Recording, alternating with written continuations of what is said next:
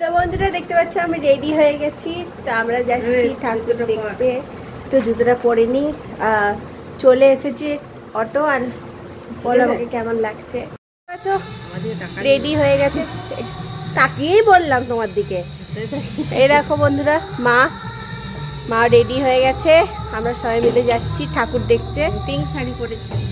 হ্যাঁ, আর আমি গাউনটা পরেছি, ওয়ান পিস গাউন। আর মায়ের শাড়িতে হাত লেগে গেছে। তো চলো যাওয়া যাক। তো রেডি হয়ে বেরিয়ে তো গেলাম ঠাকুর দেখতে। তো দেখা যাক এরপরে কি আর কতগুলো ঠাকুর আমরা দেখি।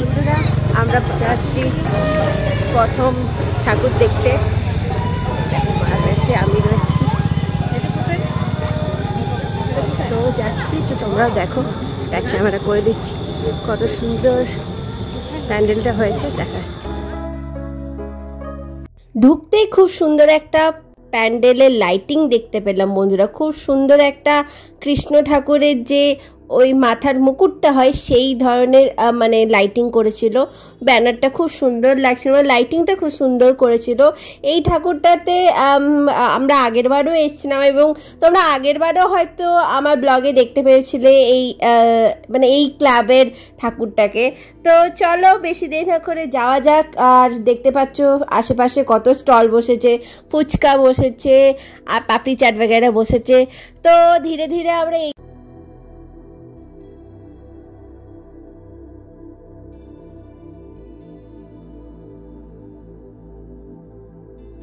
মণ্ডপটা দেখতে পাওয়া যাচ্ছে। প্যান্ডেলটা গ্রিন কালারের একটা প্যান্ডেল হয়েছে, মানে শ্রী গ্রিন বলতে পারো।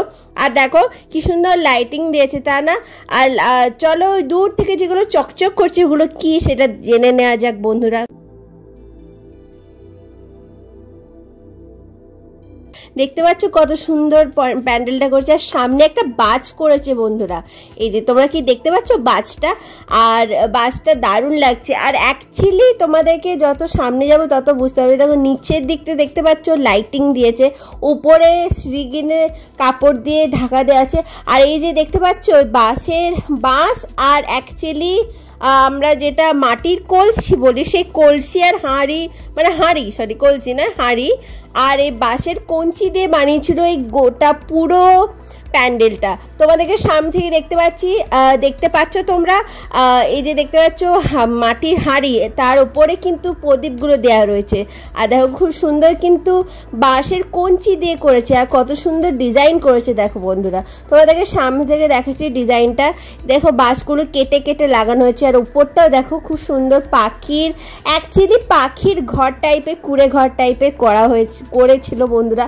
আর ভেতরে যে ঠাকুরটাও ছিল সেটা খুব সুন্দর ছিল। এই যে মাটির ঘরের মধ্যে যে প্রদীপগুলো জ্বালিয়েছিল সেগুলো কিন্তু খুব সুন্দর লাগছিল। সেগুলো কিন্তু দূর থেকে মনে হচ্ছিল যেন আকাশে স্টার যেমন হয় সেরকম মানে হয়েছিল। কুড়ে ঘরের মানে এক্সপিরিয়েন্স দিয়ে এটা করা হয়েছিল। তোমাদেরকে সামনে থেকে ঠাকুরটা দেখায়। ঠাকুরটা কিন্তু অপূর্ব ছিল, ইউনিক ছিল, কারণ এরকম ঠাকুর কিন্তু আমরা দেখিনি। আর উপরটা দেখো ঘরের মধ্যে যে প্রদীপ আর লাইট দেওয়া হয়েছে কত সুন্দর লাগছে। যত দেখতে পাচ্ছ তোমাদেরকে দেখাচ্ছি। গোটা মণ্ডপটাও তোমরা দেখতে পেলে কেমন লাগলো অবশ্যই কমেন্ট।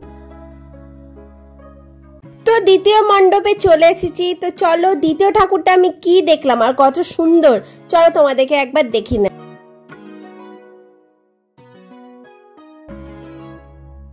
এই ঠাকুরটার সামনে তোমাদের আগে দেখিয়ে দিই এই যে মন্দিরটা, এই মন্দিরটা হচ্ছে কালীমার মন্দির। আর এটা খুব সুন্দর ছিল মন্দিরটা।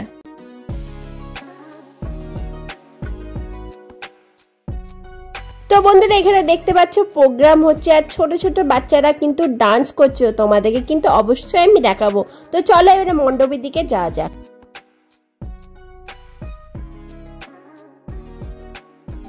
মণ্ডপটা তোমরা দেখতেই পাচ্ছ কত সুন্দর বাঁশ আর একটা সাবেকীয় সাজ দেওয়া হয়েছে। তো প্যান্ডেলটাকে সামনে থেকে দেখে নেওয়া যাক আর চলো কিভাবে তৈরি করেছে সেটাও জানা যাক।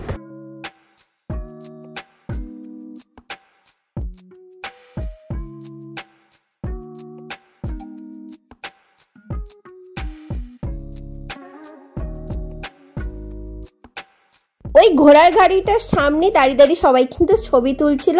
আর এই মণ্ডপটা কিন্তু দারুণ ছিল বন্ধুরা, তোমরা দেখতেই পাচ্ছ কত সুন্দর মানে প্যান্ডেলটা মানে তৈরি করেছে মাটি দিয়ে। মাটির পুতুল দেখতে পাচ্ছ, লাল চেলি রয়েছে তোমরা দেখতে পাচ্ছ, যেগুলো আমরা অ্যাকচুয়ালি পুজোর কাজে লাগে। আর ছিল মাদুর, হ্যাঁ বন্ধুরা মাদুর দিয়ে করা হয়েছিল। তো চলো তোমরাও দেখে নাও, চলো ভেতরে যাই, ভিতরে গিয়ে দেখি মা দুর্গাকে কত সুন্দর লাগছে।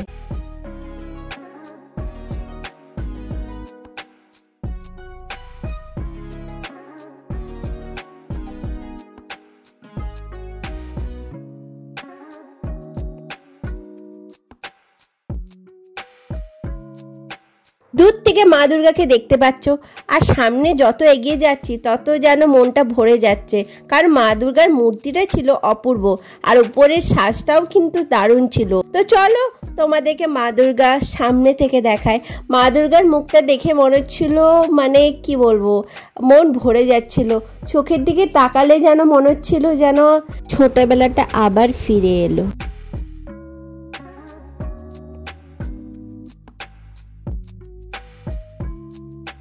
এখানে দেখতে পাচ্ছ ছোট ছোট বাচ্চারা নাচ করছে, হ্যাঁ অনুষ্ঠান হচ্ছিল বন্ধুরা, তোমাদেরকে দেখাবো বলেছিলাম তাই দেখাচ্ছে। আর কি সুন্দর লাগছে তাই না বন্ধুরা।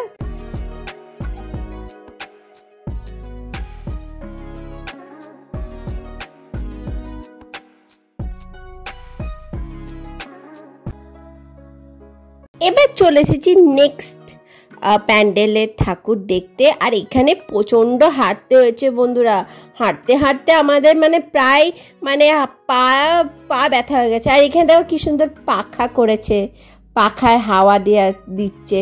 তো আমি মাকে বলছি মা পাখাটা একটু বড় করলে হয়, তারা একটু বেশি বেশি করে হাওয়া দিত। আর কি সুন্দর লাগছে তাই না, এখানকার লাইটিং কিন্তু খুব সুন্দর ছিল। আর এটা কিন্তু দুর্গাপুরের সেই ঠাকুরটা, সেই বিখ্যাত ঠাকুর যেটা হচ্ছে জগন্নাথ মন্দির। আমাদের এখানে যে দীঘাতে যে জগন্নাথ মন্দির হয়েছিল সেই মানে আদলেই কিন্তু এই ঠাকুরটা করা। আর তোমরা নিশ্চয়ই সবাই জানো দুর্গাপুরে এই ঠাকুরটা সব থেকে বিখ্যাত ঠাকুর এবং সব থেকে বেশি লোকে আসছে এটা দেখতে। তাই আমিও চলে এসেছি তোমাদের জন্য ভিডিও করতে এই প্যান্ডেলের ঠাকুর দেখতে। আর লাইটিংটাতে দেখো জগন্নাথ মন্দির রয়েছে আর লাইটিংগুলো খুব সুন্দর ছিল। তো চলো দেখে নেওয়া যাক এই ঠাকুরটা।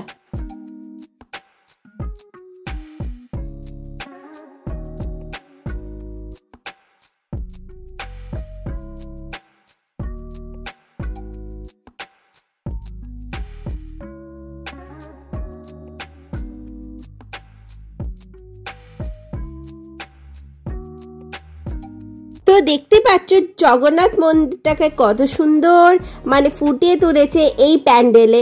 হ্যাঁ খুব সুন্দর লাগছে বন্ধুরা। আর এখানে কিন্তু মেলাও বসেছে আর কত লোকজন, কারণ এটা হচ্ছে ভাইরাল, মানে আমাদের এখানে একদম ভাইরাল। তো তার জন্যে সব অনেক লোকজন এসেছিল, তো আমিও তার মধ্যে ছিলাম।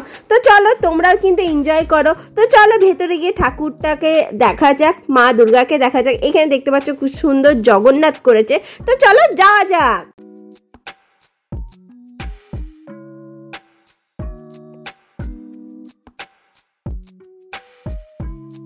প্যান্ডেলটা সামনে থেকে দেখলে মনে হচ্ছে না স্বর্গ। আর এখানে দেখো ফার্স্ট হয়েছে তার জন্য সবাই হিপ হিপ হুরে করছিল, আর আমারও কিন্তু ভালো লাগছে। তো চলো ভেতরে গিয়ে পূজা মণ্ডপে মাকে দর্শন করা যাক।